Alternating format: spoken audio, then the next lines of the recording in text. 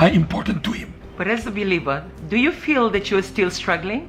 Maybe you're still struggling with your relationship, Struggling with your finances? struggling at work, With your social life? or with your spiritual life. We invite you to join us On our family table talk every Saturday, at 7:30 a.m. on my TV. or catch us on our Facebook page.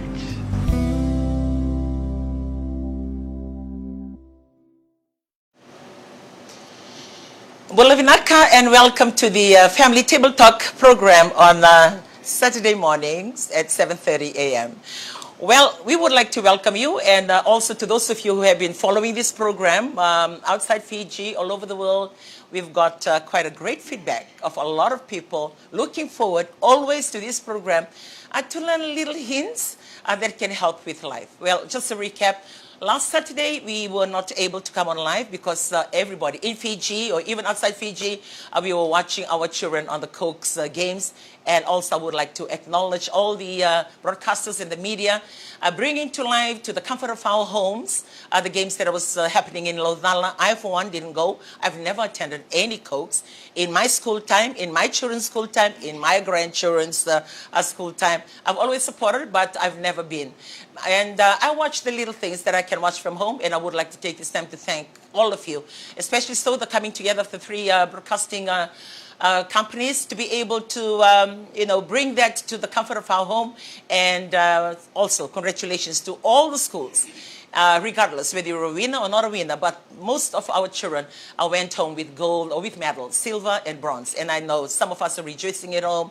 And even though maybe the result is not what you really anticipated, but it was a grand time, family time of just watching good athletics and also for the field events. So we would like to welcome you back again to the studio today.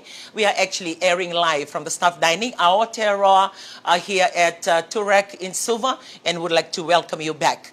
And just a quick recap of what we have discussed on the previous program before we missed the last Saturday one. When we were in Christchurch, we actually spoke a little bit with those ladies that were part of the forum on the, the mother-in-law. I don't know how that conversation or how that program switched onto the mothers-in-law, but it's amazing. Straight after the program, I received quite a lot of feedback of a lot of things that most mothers-in-law are going through. And it was very, I would say, very educational just to know, because I've never known of others, other issues that used to happen. I see the ones that I feel because I have, a mother-in-law. And also I treat my daughter-in-law and my sons-in-law. So not only I have experienced the receiving end, I also, I give or I deliver or I look after my in-laws or the ones married to my children. And very limited to the things that I can see or gauge that happens in that kind of relationship, apart from the books you read and the movies you watch. Well, quite a lot of feedback. And one of the feedback that really struck me, was what I was emphasizing on that particular Saturday, on the closeness of the sons and their mothers. I know I have only one son, but for family that may have more than one son, they may be able to, have their own gifting of love or their closeness with their sons. But for me, because I have only one son, that is, he's my son. So I love everything that comes with him.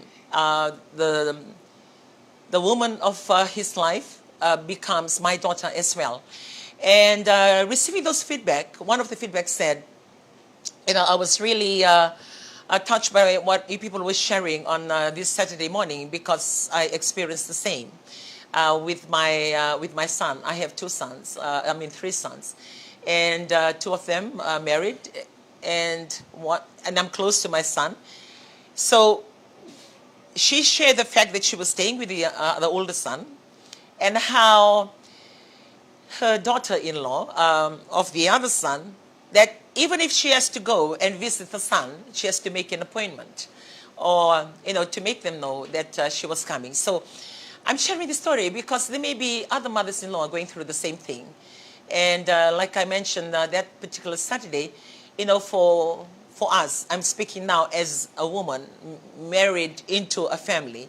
and meeting, the love of your life. When I met my husband, our lives were totally different. Mine was so private, nuclear. Like what I said, I know the names of my aunties and uncles, but I don't really know or mix with them or go to them for weekends or even for holidays. I know them. I know the names because my parents would tell us the family tree and tell us, okay, this is our parents, this is our name, our grandparents. So we learn a lot of things in the books, but in the physical contact, I like that. But I know the lineage or, our family line. So when I got married into a family, my husband comes from a very big family. He comes from a sibling of 12, and with 4 sisters and 8 brothers. So ni ngono tiko kini kya o yali na lo madibitan lano ni nirto was keri tunga valao because at home we don't it's not conversational like we don't even if they say sanonga ngule da tama gonna kamo kwa via ko tamena sakalo and I'll stand and I look at him and I said what is sakalo and then he'll tell na karikari ninyo then I will learn sanonga no ngule da ba ni rosenga ni babuli dikito na bas valao so we have our it's funny. I believe it's unusual, but we always have our Lawan language classes at home. So we are tested on what do you call this in Lawan? What do you call this in Lawan? So those are the little lessons that I learned from home. But when I walked into my husband's family, everything is Lawan. The speaking, the eating, the everything is Lawan. So you become a foreigner. You will sit there, and you don't want to tread on people's toes. You sing a voyan, you can give them murita, you san andabi to bandua. And I'm gonna give her to vitano chicken. Then I'm turning to my husband and said, what are they saying? Okay, what are they saying? Okay. How do I respond? And okay, like I was living like that, but I fitted in. I managed, and I fit it in and I fit it in very well. I love them. I love my sisters-in-law. I could say, like, if I hang out with my sisters-in-law, they were like my sisters. They were like my older sisters. And one is like my younger sister. That's the irritable one. And I really miss that one because we were very, very close to Po, Ombuna. And she went on to live in the States until she passed on. We were very close with Bona. And, yeah. She does all the silliest things that she can think of, and we can hide it from our mother-in-law. So it was, yeah, like what I said, I'm sharing my life, and I knew how much they value their brother. And I see the way that my mother-in-law talks to my husband, or my boyfriend then. I can see the closeness. I see the closeness. Because I love my husband, or because I love my boyfriend then, in my heart I was thinking, this is, I love that connection. And I had the same connection with my parents. And I don't want, in my heart I said, I don't want to do anything to take him away from that relationship. Which I promised myself. I didn't tell him, but I just did it to myself. And I managed to hold on to that. Our home was the go-to home for her when she leaves the island to come to Suva. Like what I said, she has 4 daughters, but she's never slept in any of their home. She lives comfortably in my home. And it's like I was the doctor. And we had a very, I was so close to my mother-in-law. I don't even call her name. Or I don't look at her as my mother-in-law. I look at her as my mother. And because my mom was staying with me too, so I had 2 moms at home. There was never a time that I've spoken to her or told her that I didn't like anything that she was doing. Yeah, I love my mother-in-law. And I feel so blessed with the way that I've sent her off when she passed on. We managed as our family, like what I said, that, she have 12 children, siblings. But when she passed on, my husband was her only son, apart from the eldest son that lives in the village, that was present there when she passed on, with all the burial and everything, the rituals that you do in the village. And I felt blessed because I felt in my heart, I looked after my mother-in-law until she passed on. And that is why I looked after my daughter-in-law. Yeah. At home, if you walk into my house, you wouldn't know which one is the daughter and which one is the daughter-in-law, or which one is the son, or which one is not a son-in-law, because I love them all. Why I'm sharing this? Because I don't understand why we get married to our boyfriends or our husband, and then we try to, create or build a rift to separate the sons from their mothers. Yeah, mothers-in-law, some of them, you just walk in and they saravosa tunga, leka no naliko, evada to no luna, no sounds rimbalavo, all those kind of thing. Because we always wanted to have a say in the daughters-in-law we want. I'm really speaking on the sons-in-law because I know the sons are close to the mothers. You'll have your own moments with your daughters and your sons-in-law, but I'm speaking on the sons because I only have one son. And the feedback that I received, I think about 5 feedback, none to do with the daughters, all to do with the sons. And that is why I'm really hitting hard on that. So, mothers-in-law are different. And some of us too, mothers-in-law, because it's like you plan your children's lives. And when they walk in the door with another girl that's never in your mind, in your plan, like that girl is just off track. Like whatever she does, no matter how good, how she looks after you, from point 1. And some of us, we hold, chiefly status in our upbringing, and we expect our son to come through the door with somebody of the same, caliber. Or some of us have very good jobs. You mix with the high-end people, and you expect your son to walk in with the same level and the same crowd and the same people. And if they walk in with no other than their choice, it's like, you go bazuga. And that is why I believe the beginning of the relationship of ngamen na some of us, we kind of recover my, okay, sayado, nakatakatiki is we can recover. Bakay correto nga ni bakay ko dunro matunga na luvemo. O sa kawtiviko, na leong goriele o sinidon mi ko katamay. I've told you too many times, you're not supposed to be married to that woman. You should have, could have, you never listen. So when any little thing that doesn't happen, it goes back to the fact that they never listen. And I've shared mine too many times. I couldn't care less who they bring home. For me, my requirement is as long as whoever you bring home knows God, because I am a Christian. And for me, I know in my deeper relationship with God, if a person comes in and have a relationship with God and trust God, I'm good with that. I couldn't care less which school they go to, what level they reach, if they are working or not. That's beside the point. I don't want to even ask. I just want them to bring home somebody that will not take my children to the world or take them to another life, but join them and serve God. That was just a requirement I've always told my children. I said, whatever you do, whoever you bring home, I'm for it. Because whatever you love, I will love. I'm your mother. But make sure, just make sure that they serve God. And I'm blessed because all the 3 of mine, they all serve God. And I'm really blessed with that. So, yeah, like what I said, I'm blessed with that. And mothers-in-law have got different expectations. Fathers-in-law, they can easily, like, okay, lewa mai kungang nila ni ve. Okay, deta mamu, deta na my, yeah, fathers-in-law. Yeah, na mothers-in-law. Ikaw lang kami ve. Okay. Screen baka interview. With what na level ni interview la kalamaya. So I'm glad mine I didn't have any interview. My husband was being interviewed. Who is she? Where did she come from? From which island in Laos? So as soon as they know I'm Lawan, they start belting out in Lawan. And I said, okay. And I said, oh, what's that? Oh, malmaluman na, what's Lao? So, yeah, like you have your own, for me, like for mothers-in-law, we have our shortfalls as well. We have our weakness.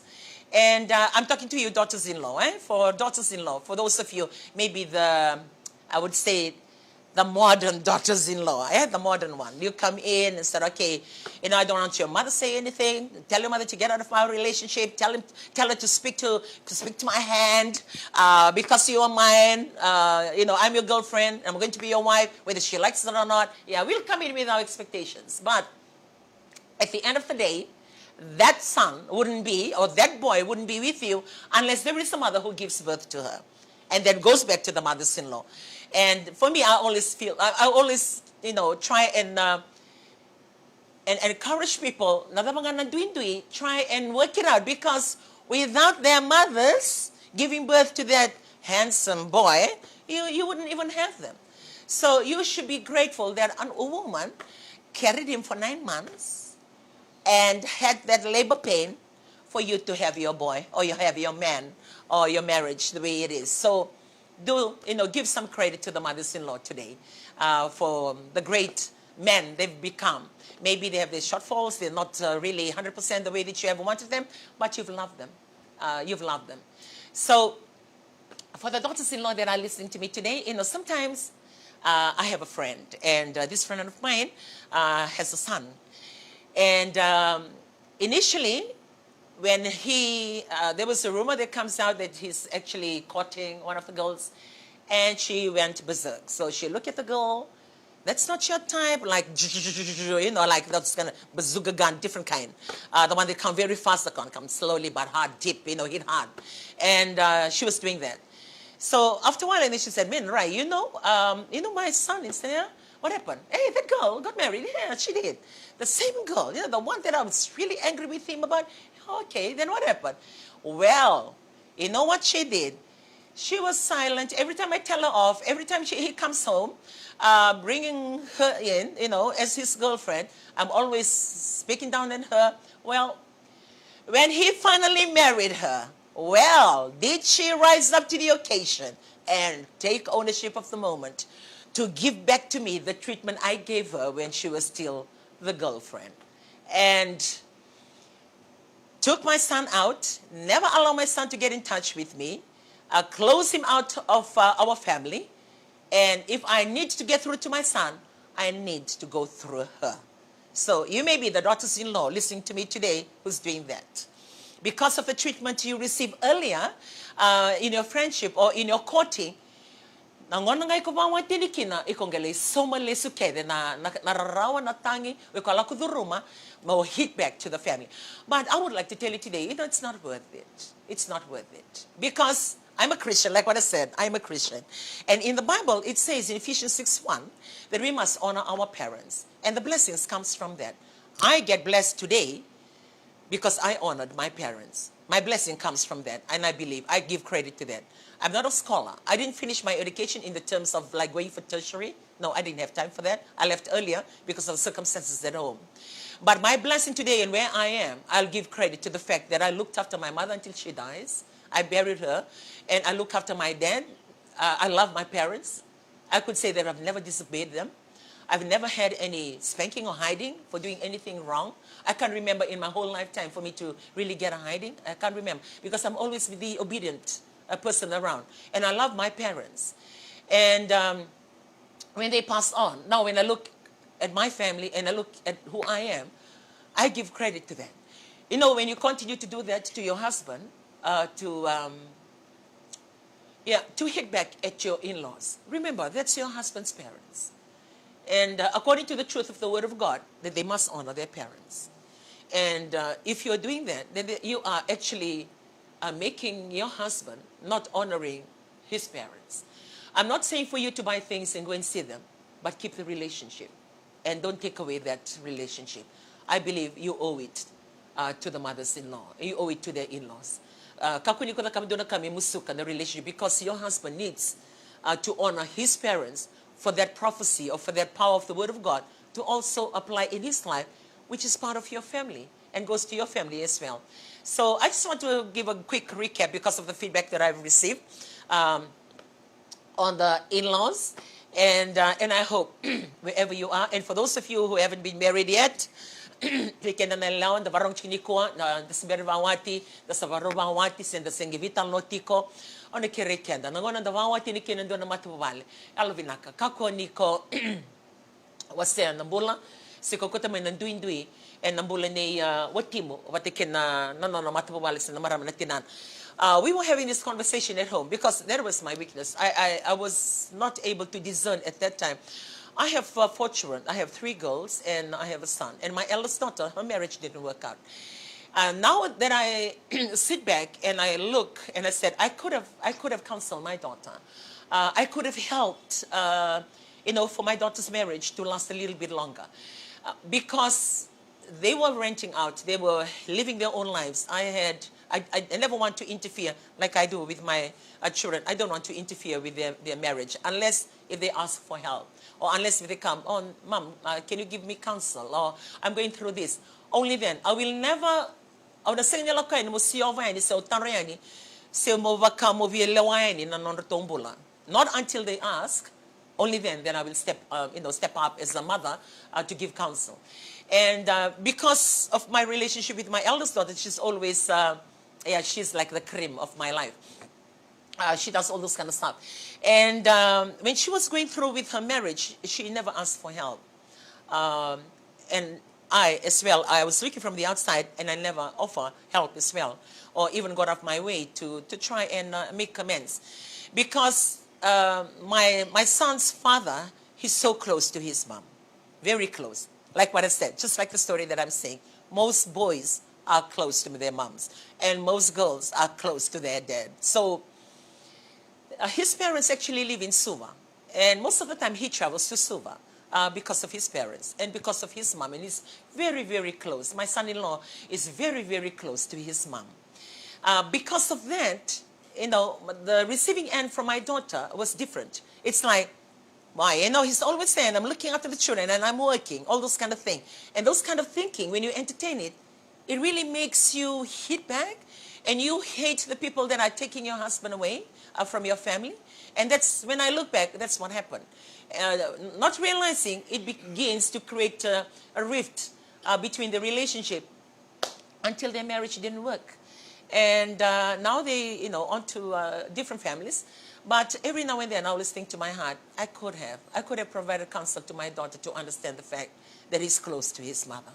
I could have made her understand that he needs to go and see his parents. I could have done that, but too late for me. But it's not too late for you. And for you daughters, when you get married into a family, please, I'm not saying for you to go and fit in or listen to everything that they say, but try and still make that connection, one. And second, for us mothers-in-law, when our daughters-in-law walked into, our home, try and understand that your son has got somebody else in their life. Before it was always you, and you, because you're too close. And now they've got somebody else. Try and learn to take a step back. Try and learn to let go and allow them to live their life. And not to be overruling, and not to, determine or define their lives all the time, and thinking that they're not ready to have a family. Ready to have family. That's why we continue to tell them what to do. We continue to give counsel. Allow them to make mistakes, because through their mistakes they learn and they become better. And tell them, look, I'm always here. If you need any help, need any counsel, let me know. And give them the space that they need for them to find their own way, create their own relationship, their own bonding. And because if not, we place our sons in a very awkward position. One, they love their mother, and second, they love their wives. So most of the time, they're torn between two, torn between the wives and the mothers-in-law. Well, I've spoken too long and too much on the in-laws. When it comes to the daughters-in-law, I just thought of recapping that because after sharing it in Christchurch, I received a lot of feedback. And most, like what I said, 5 of all the feedback that I received was on the sons, on how the daughters-in-law come in and separate them from their mothers. So that's the roundup for the last one. Well, today we are actually going to be speaking on a totally different angle. And one thing that I was sharing with the two ladies before we started today, that we've always forgotten the widows, people who have lost their husbands, or ladies who have lost their husbands. It's hard for me to imagine because I still have my husband, but it's always good and nice to know because it becomes like you can think of things that you can be proactive other than reactive as and when it happened. Well, I'm really, really blessed this morning. We have a beautiful, nice, cool air blowing in through the air condition, but these two ladies are sweating on their seats. Well, I would like to welcome, Andrea, if you can zoom out, we have Auntie Torika, Dusilele, and also Auntie Diama, Mocevakaca. So these two beautiful ladies, sorry, I must apologize because I just told them last night, and here they are today. They will be sharing their life journeys with you today. They will be sharing their stories. And their storyline would be the love of their life, their husbands, on how they pass on and how they're coping, the lives they had together, enjoyed together, and when that stopped, the lives that they're living now. I believe for most of us that still have our husbands, this will be really good for us to listen in and take note, because when you know the repercussion or what happens after that happened, the unplanned, the unthinkable, some of us take a longest time,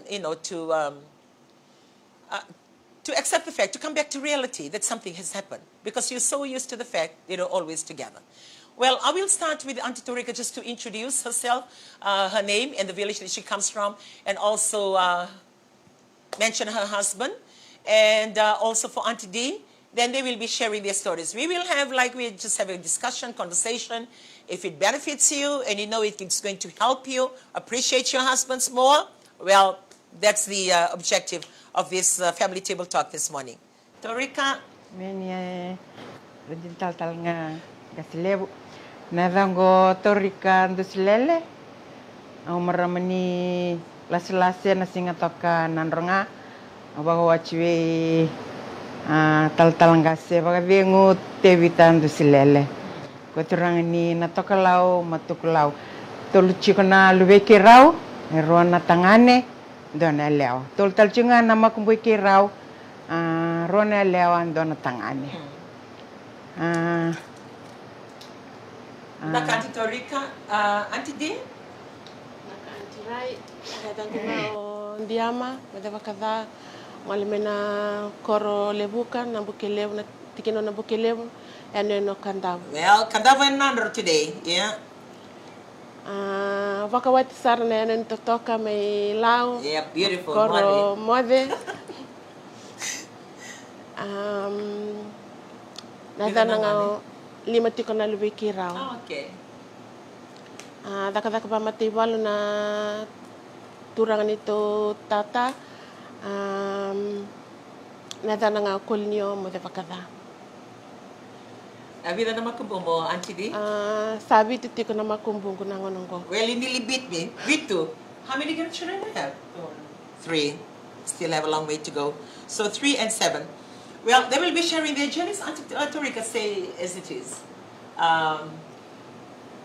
Because you never planned that that's going to happen. Like, Auntie Torika, how old are you?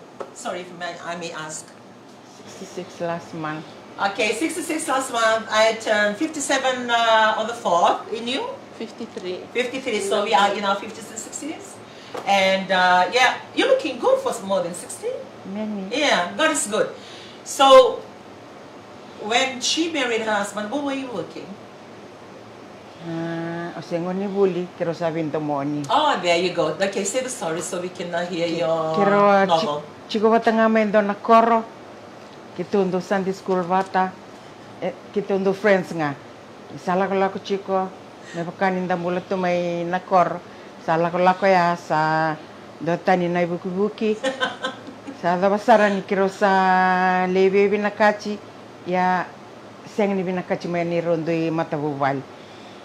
Ya may pakan na bindo mo ni rando kaya, love is blind. So, ngona ya, kiro sa we continue. Me daban kiro sale bawa chisara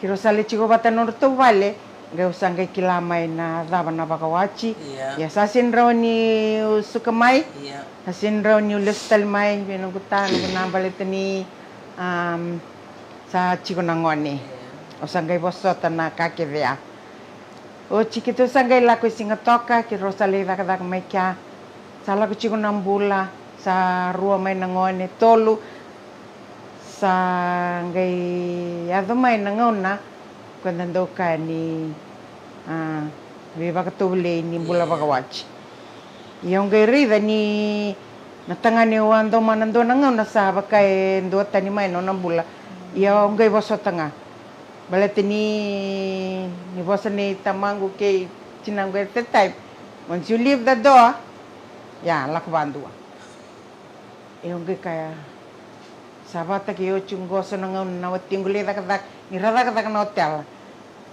lesumay sang lesumay na ruan na tulak ha matanggali dakat bangko ya but oversota ya da nang na kiro sa lestal may suba ya nabuli-buli tubabo Sa kiro mai chiko isu ba sangai me toso na buli me rauni dona takatak. Levu na buno takatak kina sa me takatak sar na BSP sar tu chiko nangoni. Tanggali takatak ni tuta na Reserve Bank. Sangai bakai kiro sa ando batamai na bilo manita kana takatak ni matabubal. Ni santang kasinga Yeah. Then we continue to look after our children. Salindo sar nito vale sarto kali levu nangoni. Nangona ya kito sabi lo manita le baka matabu vale. Nanongo side. Yeah. Ya nono na side era tu mai na koro. Rando la kumai bikondo barida ni ususui piti levu. Yeah. Do barida non rai to bani rala kumai bakain dua tan. O sandong ke barida ra chiko. Ni dua tan nung sususu.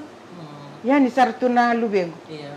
Yung guys ni biya barita ka be talando sini o sintalitango sa bitatunga. Sando ke barrido ko chikuna adanga barrido chikuna nung ito bo. Akay mo ko hedaba. Siya nga kip ni bango. Kaya ko iyo kip ni bango ni salak mentua. Nanu chikunya sa pakawach takan do naturangan nilaw. Irna chikumay bono irna biya lakumay. Yeah. Bi kaya. Yung sangge barrido. Ho. Ya, obab ni pinakaman kalo ni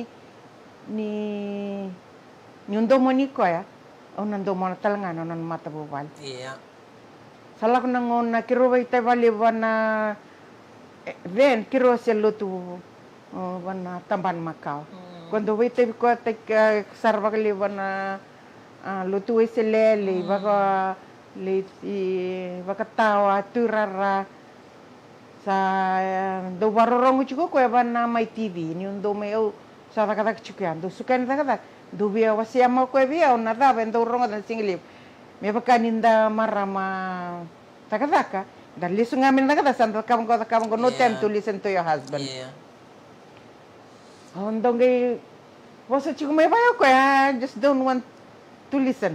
Siang sarangan do nong go interest mo rongo da undami matanga mo rongo da na kando tukuna chuko may ko yang baleta na kai sando rongo da na singiliw. Laku chuk sa vengo mo ko na daka sa gai ka ko au sini bina kata na laku tali lutu kya. Yang gai daba. Dar sa tungai bal, terus aman tu bal. Ngona ya arto sa lilew nangoni arto sandu laku na bon arto ndu daka kina. Arto chuk keda may na west arto nangoni. Baleta ni no arto bono ni daka chuk ngame kya. So we were alone at home. Sangin do ri ko ni singa ke dambi tu bana TV.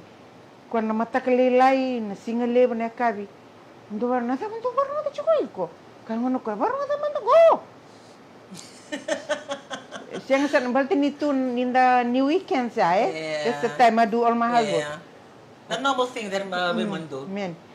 Ongai rongo de chico sa laku chico na ni rumbule ni be maliwa yung ka. Maybe he's saying something mebu muria na binakin nung kumbul bayal. Nungi iya talo. Do talo no mo ko ya. But yet You're not impressed? no, siyang sarangan. Kaya ba nangon na may kirusa nga our early 60s. Kakay bu. Sab sando kadil ko na tukay. Oya ko sando kadil yung bu. Kendar mendar salay luto ti. Hey, sali mo na luto ba kuchiyo kinoy ko. Lakmandangay ko. Sangge bare de chico ba sando ba maluate kiyo chico ko. Me adaba nga nangaw na sakay kinoko.